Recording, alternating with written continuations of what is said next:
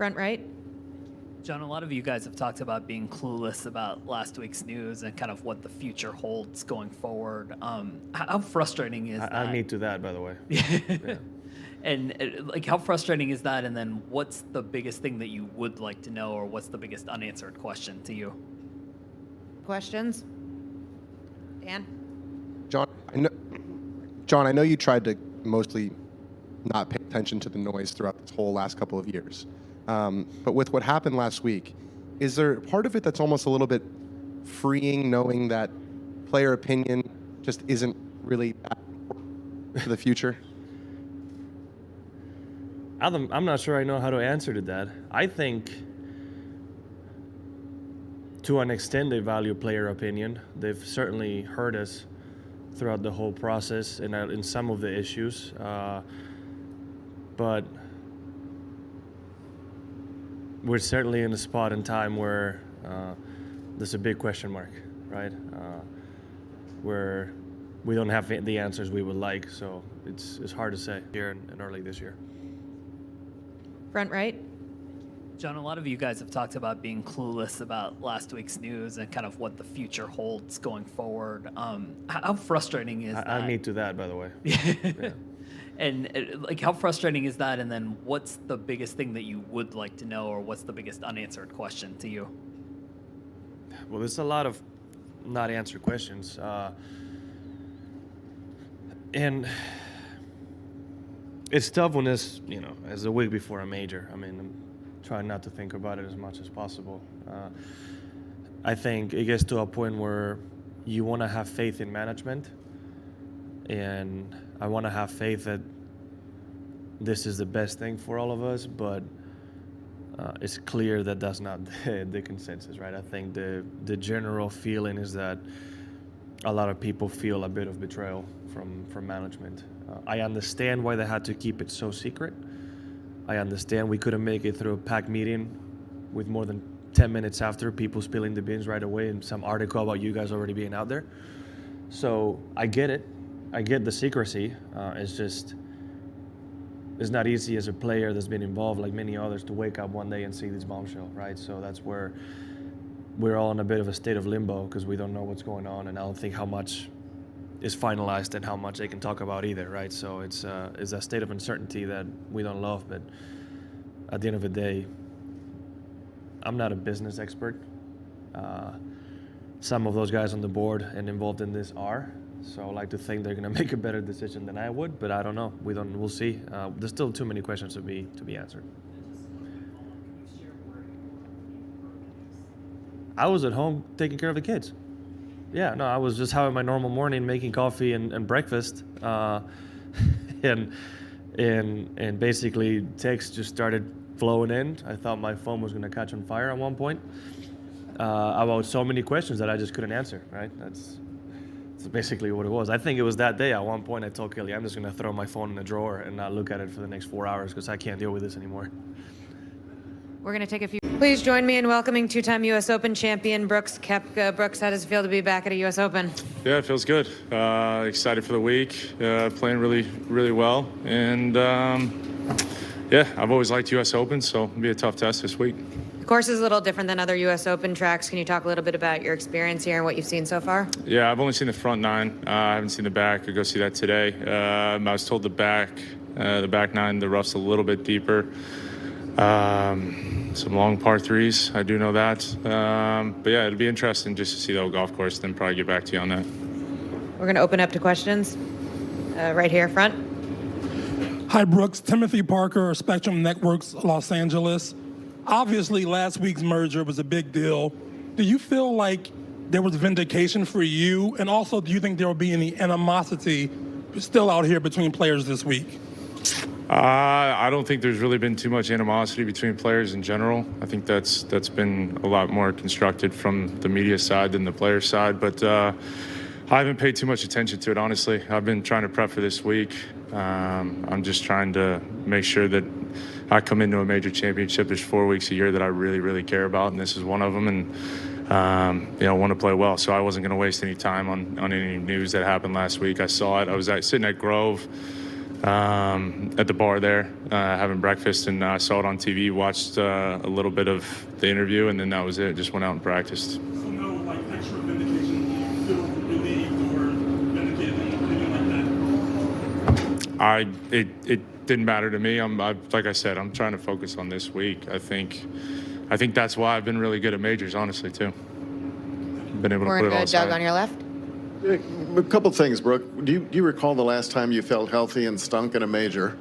And secondly, would you have been surprised going into this year that you would have a 2-1 to start the year in majors? Played poorly, sorry.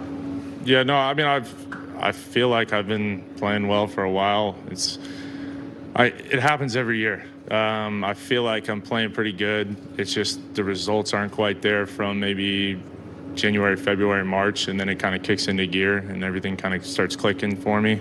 But yeah, it's felt a lot more normal this year than it has maybe the year before. That's for sure. Back to how I normally play. On the right to Jeff. Brooks, when you've not been to a course, and so it sounds like you're gonna play 9 each day, and that'll be it. Mm-hmm. Is that an unusual situation for you at a major, or has that situation happened before where you've basically played every hole once? I've played probably since 2014, 9 holes every day at every major. So it's the same routine. Keep it pretty simple and find out whatever side I think is a little more difficult. I'll play that side again. And did you do anything before you got here to learn about this place or Ricky or anything like that? No. No. I mean, you can do all the prep you want, but it doesn't. I mean, the wind direction might be different, where you hit your tee ball, pin location. There's so much that goes into it. So you can do all the research you want, but it won't matter at the end of the day. Stay on the side to Dan. The PGA Tour guys expressed complete shock at the announcement. Were you guys as surprised on your side? Yeah, I think there was. It was just kind of because we didn't hear anything about it. That's kind of, I think, the one thing that shocked everybody the most. I think I ran into Ricky and JT about after watching the whole thing, and they were asked if they knew, and they said they didn't know either. So they were kind of learning about it. They were on the back of the range, so I probably saw them 30 minutes after, I guess, the news broke. On your left to Ann. Hey, Brooks, you've always been able to maintain your focus despite what's going on around you. What's the secret to doing that? I think I've said it. It's the more chaotic things get, the easier it gets for me. Everything starts to slow down, and I'm able to focus on whatever I need to focus on while everybody else is dealing with distractions, worrying about other things. Is that the key reason why you think you peak at these majors? I think there's a few of them, but I think it's definitely one of them. I enjoy the chaos. On your right to Gary. Brooks, your first major start was a U.S. Open. First top 5 in a major was a U.S. Open. First win in a major was a U.S. Open. What was it about this event that you found comfort or an embracing feeling about it? I just love when, I guess, maybe somewhere closer to even par wins. If it's going to be a birdie fest where 21 under wins, that's really not the style. I don't really think I've even competed in many golf events over my career where that's happened. But if you look at, I would say maybe a majority of my wins, they're all pretty much 10 under and less, which is kind of suited to major championship golf. I just feel like I can outlast everybody when it comes to having to par things to death or just kind of wearing guys out on the golf course and just mentally beating you, and just know when it's my time to kind of take that opportunity and go with it. And I think being patient's a big thing with that as well, and just knowing when to go after a flag or when to play cautious. We're going to take one here from the WebEx. If you rejoin the PGA Tour, would you be interested in bringing the team golf concept? I mean, like I said, I'm not going to go into the future. I don't have a crystal ball with me, but I'm just worried about the U.S. Open. If I can get to number 6 pretty quick, that'd be nice. Here, second row on the right. Brooks, compared with when you were on your previous major tear, I just wonder, going into the 3rd major of the year, having been runner-up at Augusta, winning at Oak Hill, do you feel fresher because of the regime that you're on with LIV compared with how it was on the PGA Tour? I just I have my own routine. That's it. It's plain and simple. I'm pretty sure I know what it takes to compete in majors. I've won 5 of them and been, second 4 times, and just over my track record, how to prepare when you're here, how to prepare when you're home for it. And I've got that, I guess, on lock. So it's no different playing a live schedule going into these majors? Just golf, man. Last row here on the left. We know one thing is there will be some kind of penalties or conditions or whatever. Live golfers coming back, being reintroduced to the PGA Tour. Are you okay with that? You think that will be okay? Like I said, I'm not. It's a lot of what if games, so I'm not really worried about it. I'm not going to play the what if game. If it happens, it happens. If it doesn't happen, it doesn't happen.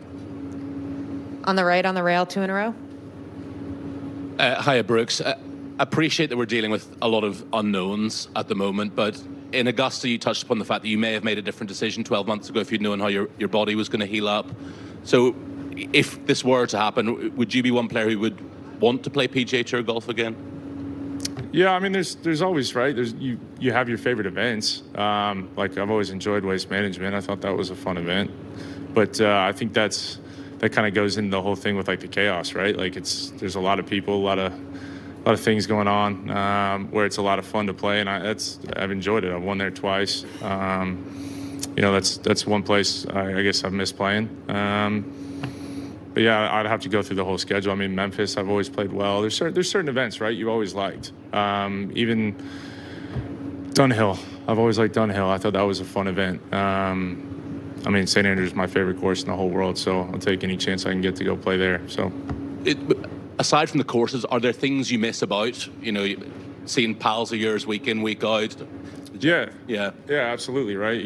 We see some of the guys that just live in Jupiter and play the same courses. We see those guys, but I mean, there's certain guys like, for instance, like John Rahm. He didn't live down there, so I don't get to see him too much and get to hang with him. Scotty, kind of same thing. It's those guys that aren't in Jupiter. You kind of miss seeing and playing against them. Back right to Alex.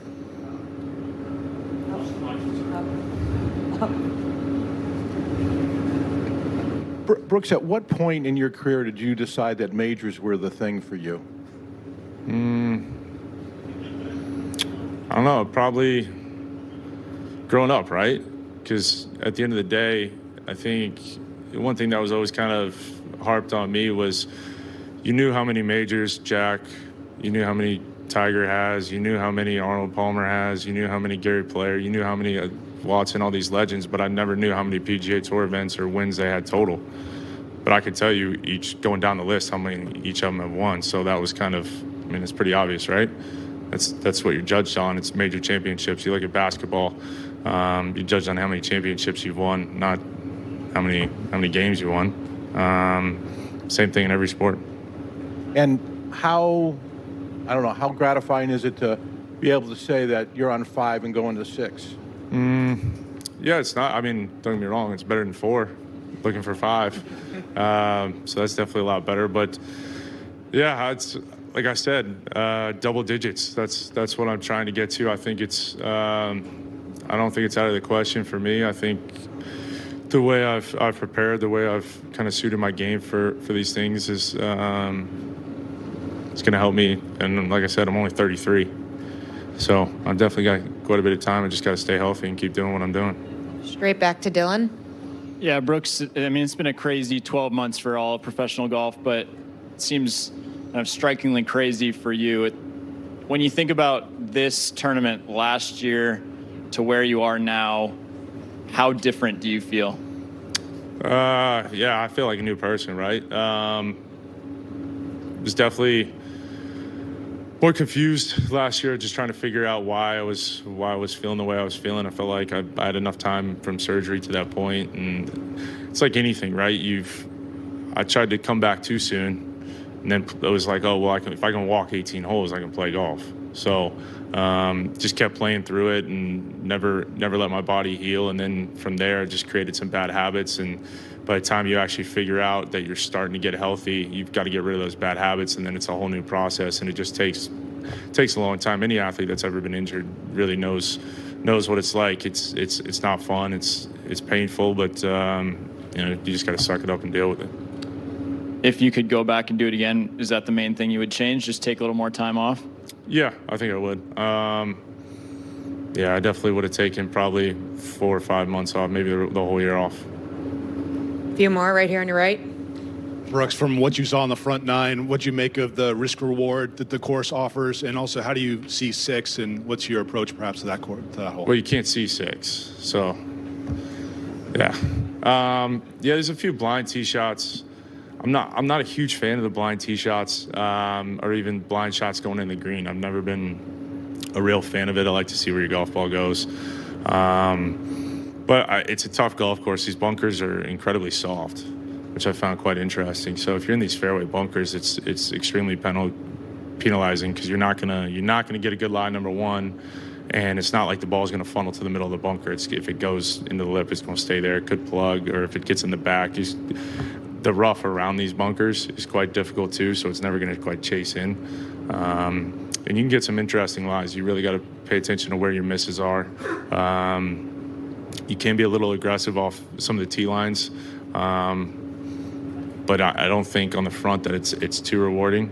You can kind of play it safe, but 6 is going to be interesting. You can see anything from a 7 to possibly a 2. So that's be a fun hole to just stand on and watch. If I was watching, that's where I'd go stand. Back to Doug on the left.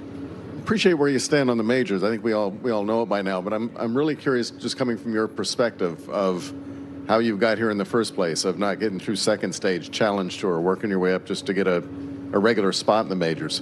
When did you feel or experience what a big deal they are? Was it just playing in one? Was it contending? Was it actually winning?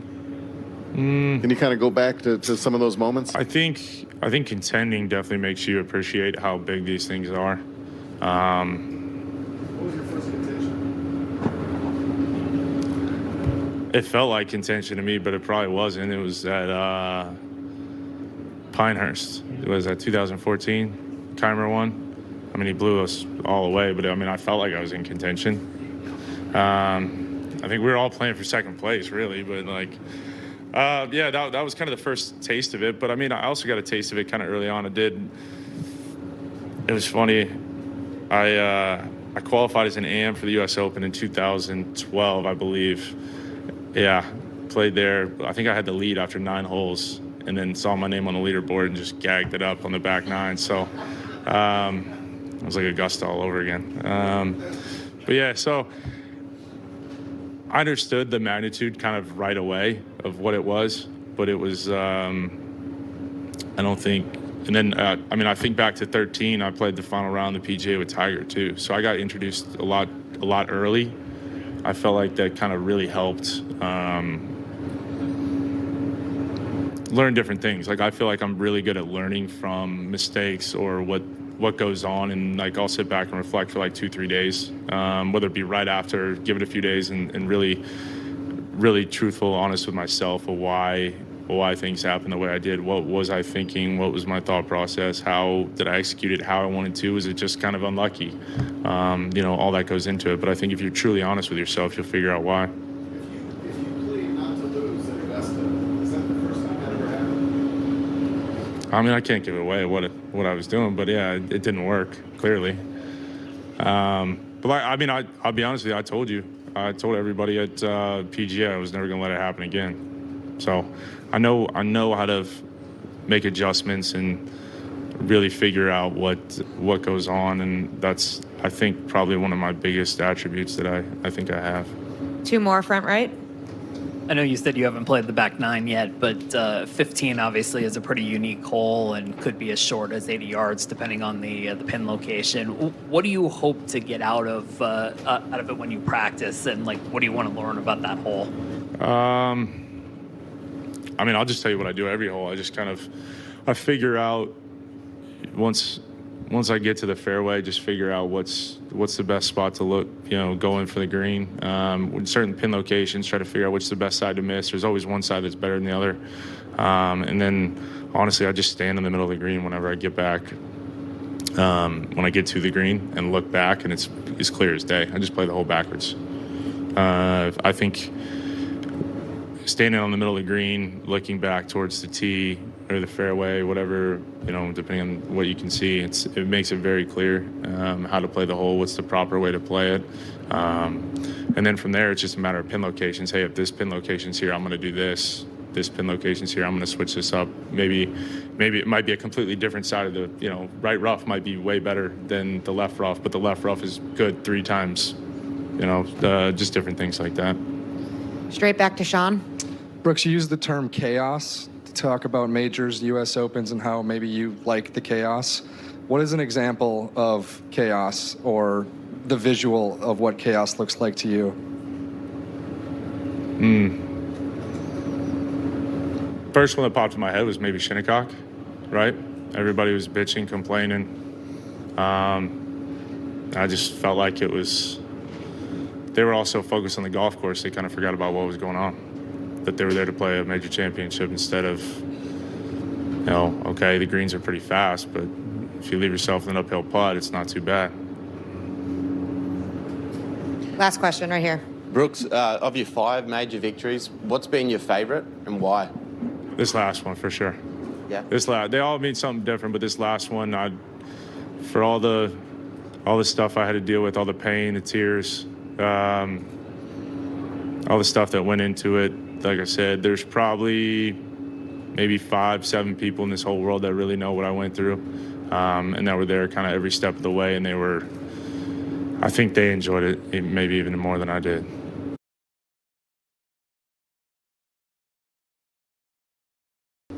The PGA Tour guys expressed complete shock at the announcement. Were you guys as surprised on your side?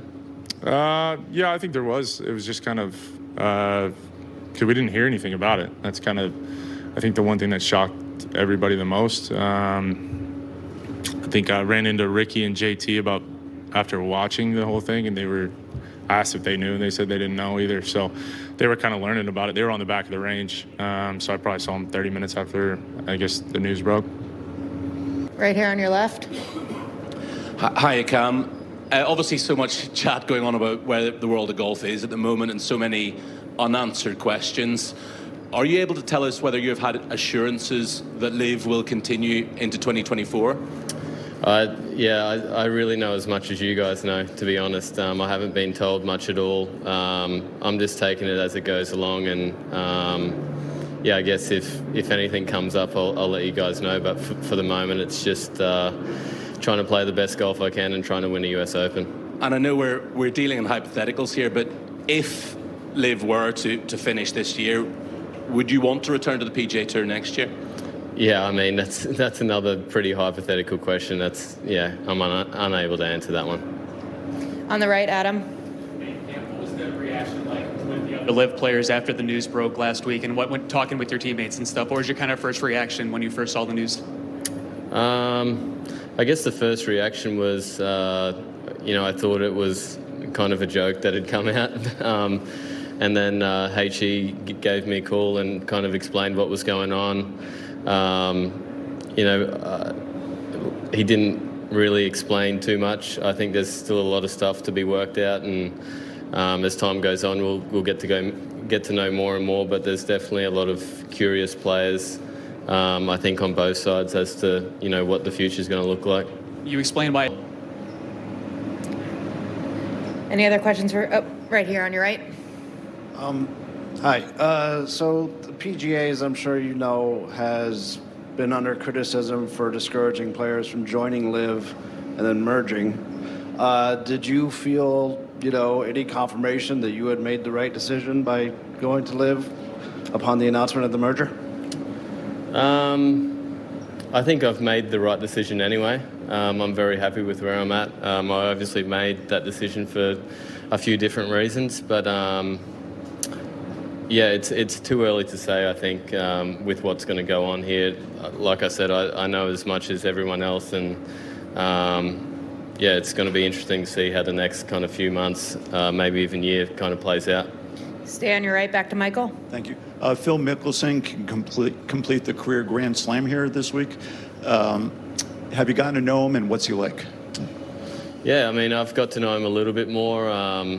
Phil, I think, likes to keep to himself a little bit. He's kind of had a lot of I guess he's had a long career and a lot of people that have been, on his back for a long time as well. But yeah, I mean, it'd be awesome to see him do it this week. I think the golf course, as far as I've seen, sets up for a straighter hitter, so maybe not.